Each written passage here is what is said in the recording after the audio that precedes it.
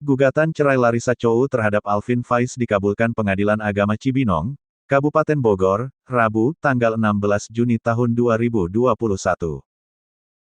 Setelah pernikahannya dengan Alvin Faiz dinyatakan berakhir, Larissa Chow tidak akan lagi tinggal di kawasan pesantren Az-Zikra, Sentul, Babakan Madang, Kabupaten Bogor. Larissa Chow berencana tinggal di Bandung bersama Yusuf, anak laki-lakinya buah pernikahan dengan Alvin Faiz yang saat ini berusia 3 tahun.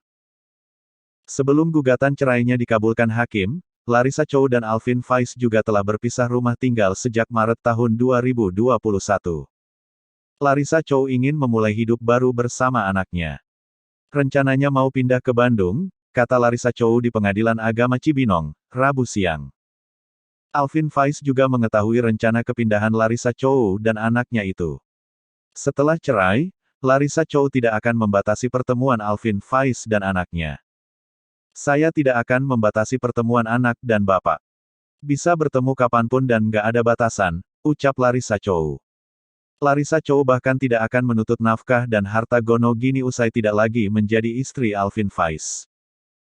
Berapa nafkah untuk anaknya yang akan diberikan Alvin Faiz, Larissa Chow akan menerimanya. Selain cerai, Larissa Chow juga mendapatkan hak asuh anak sematawayangnya.